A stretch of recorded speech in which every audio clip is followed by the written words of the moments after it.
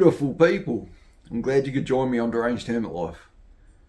So, Christmas just passed. I hope everyone had a wonderful time with their families, getting together, having a whole bunch of fun, opening presents, eating a whole bunch of good food, and just enjoying each other's company.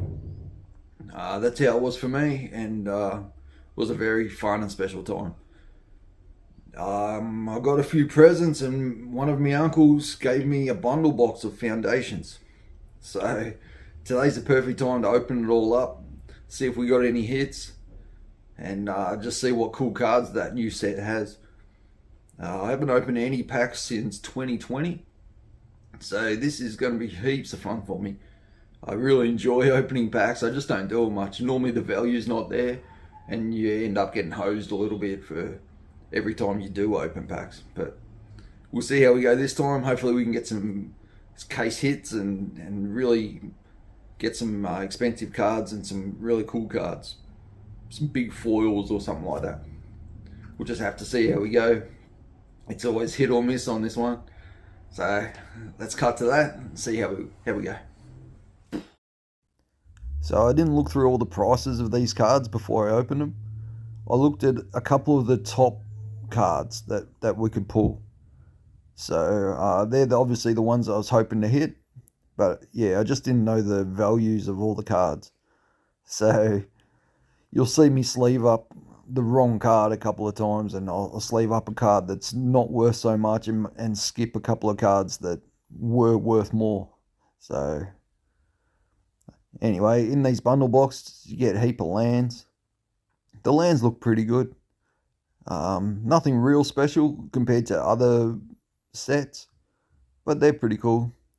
I like these cards that they included for the newer players, because I think Magic's a very complicated game and most people don't get into it because of how complicated it is. So these cards just make it easier. They tell you what sequence through the turn that you're up to and what actions you can take. This is a foil for the bundle box. It's like an alternate art foil. It's actually worth a few dollars, which is nice.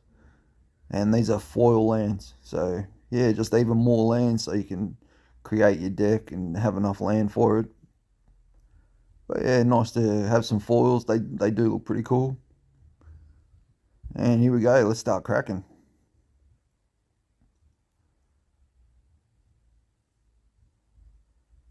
I recognise some of these cards, obviously, from past sets that I've opened, but probably not even half of them, so I haven't opened packs for so long. There's a fair bit of value in the borderless cards, I've noticed, so that's pretty cool. I thought Solemn Simulacrum was still worth a bit, but it's been reprinted so many times, it's now dropped down in price, so I'll sleeve that up, but it's not even worth $1, so oh well, you get that.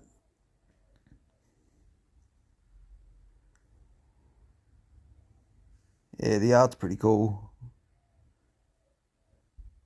I kind of wish that all the cards were borderless cards and that they could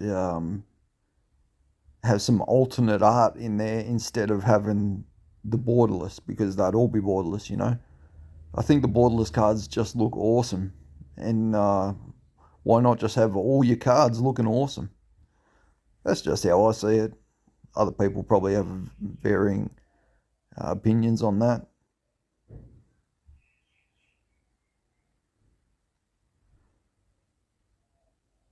There's our mythic. For those that don't know, when this card's in play, if any of your creatures deal combat damage during your turn, you can put that many 1/1 counters on it, the amount of damage that it did. So, especially if you have a card like Doubling Season out there, which will double the amount of counters you put on there, man, that card can be pretty hectic, I think.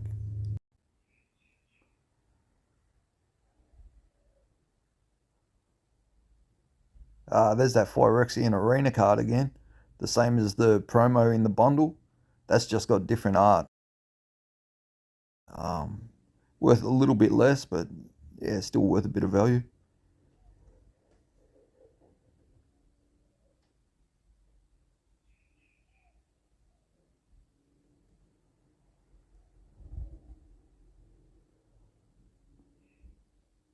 That's an interesting card, the Soulstone Sanctuary.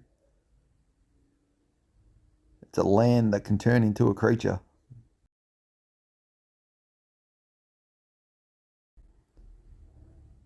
It's interesting having so many cards from past sets all mixed into this set.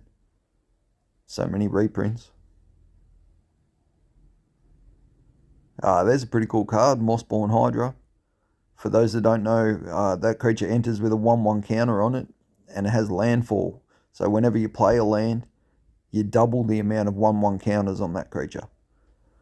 So, especially if you have doubling season out there again, you can double the amount of counters on it that are going onto it.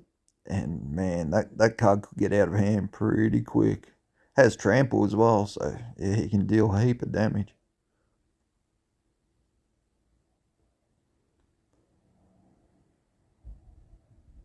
There's a Rabo. If you're running a cat deck, then a Rabo's a pretty good one.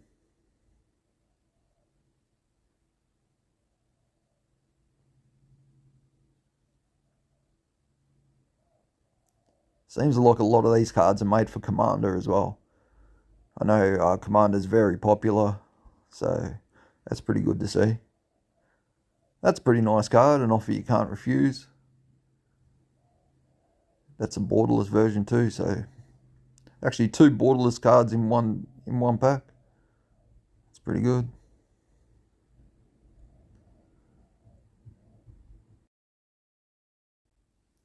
Yeah, there's so many reprints in this set that's always going to keep the value down when they keep reprinting them like this. But that's okay. It's interesting having a set that's going to be around for the next 5 years or more. This is kind of unexplored territory. It's like we're going to have these cards in modern standard or whatever for a long time. Hey, look at this pack. It's back to front. We've got the rare and uncommons at the front, and all the rest of the packs we opened, the rare and uncommons are at the back. Pretty strange. Probably just printed in a different country, but yeah, not sure. You think they'd have it all standard though, so like all the packs are the same order. Anyway, there we have it. Well, there you go.